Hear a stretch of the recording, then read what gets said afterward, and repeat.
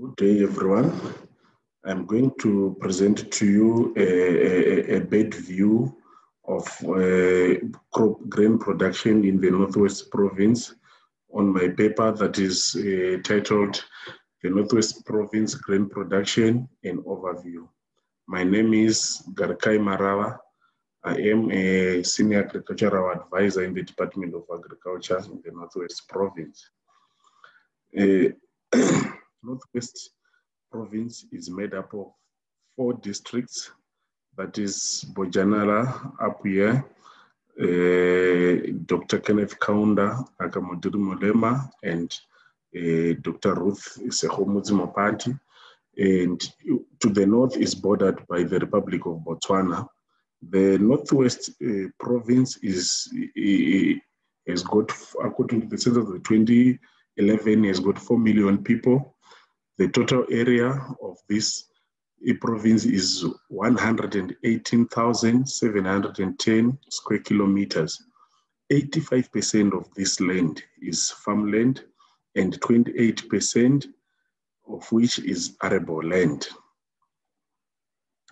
The Northwest Province, South Africa actually has got 16.7 million hectares potentially arable land. 20% of this is in the Northwest Province. That is just under 3.4 million hectares. And we should also take note of the fact that the province itself only makes 10% of the total surface area of the Republic of South Africa.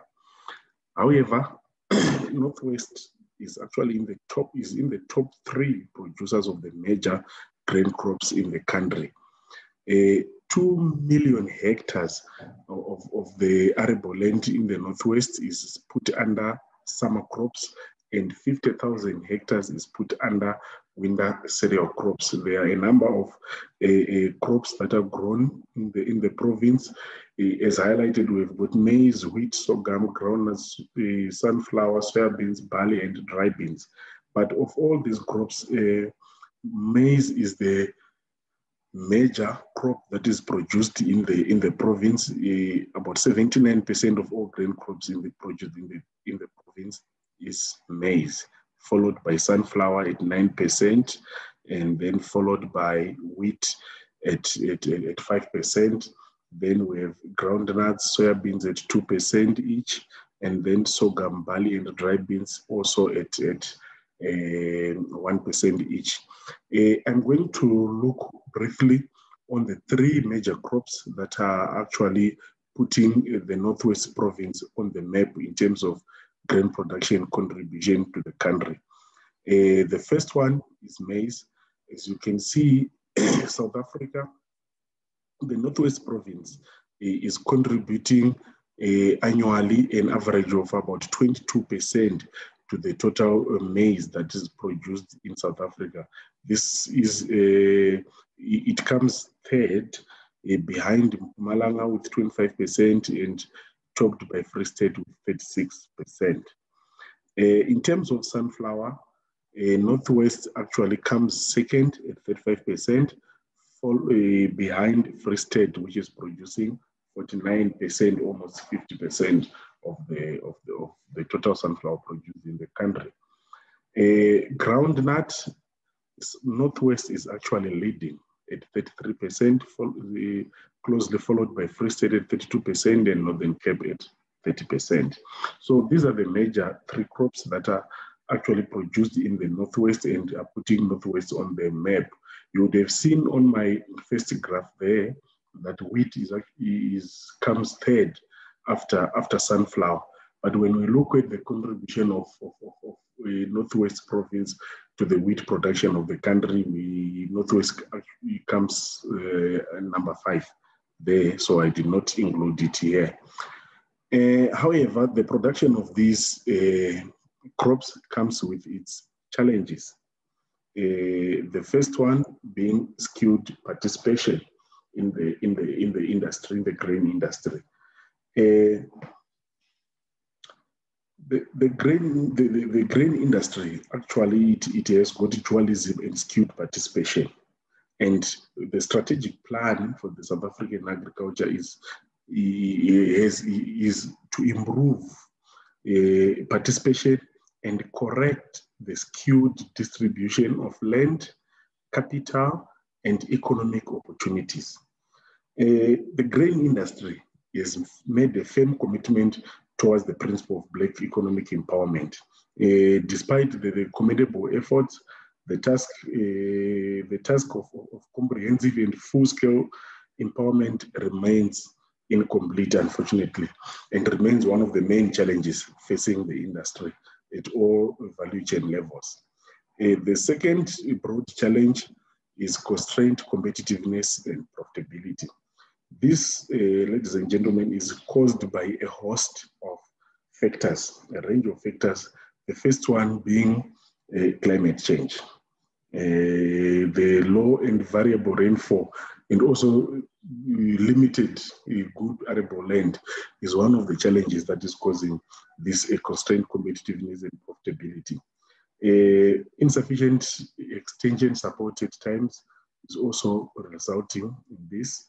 New and improved legislation that is coming up now, the legislation like your property tax, the Water Act, Virgin Land Cultivation Certificates, environmental impact assessments, all these are actually putting strains on farmers when they have to look for these, and is taking their money and is taking their time as well. The labor productivity and costs, the crime factors, deteriorating research infrastructure and capacity, cost of finance, poor access to timely, accurate and market information, just to mention a few. These are factors that are challenging, causing constraints in the industry. Household food insecurity. Ladies and gentlemen, food is a basic need, and its continued scarcity is a threat to peace and stability. The various stakeholders in the different grain value chains, they actually have got a common acceptance of a range of a host of problems that needs to be solved for us to achieve food security. South Africa is a country, they have got, there is food security is actually enshrined in the Constitution, Section 27, which deals with the constitutional rights of South Africa. The Constitution says that every citizen has the right to have access to sufficient food and water, and the state, by legislation and any other means available to them, must make sure that food is available to every citizen. And in South Africa, it has got key food security challenges.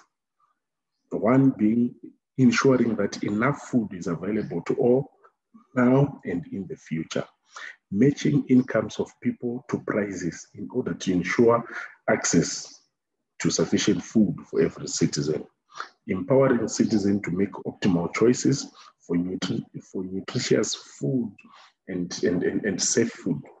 Then ensuring that there's adequate safety nets and food emergency systems in times of disaster. And then these are just some of the key challenges of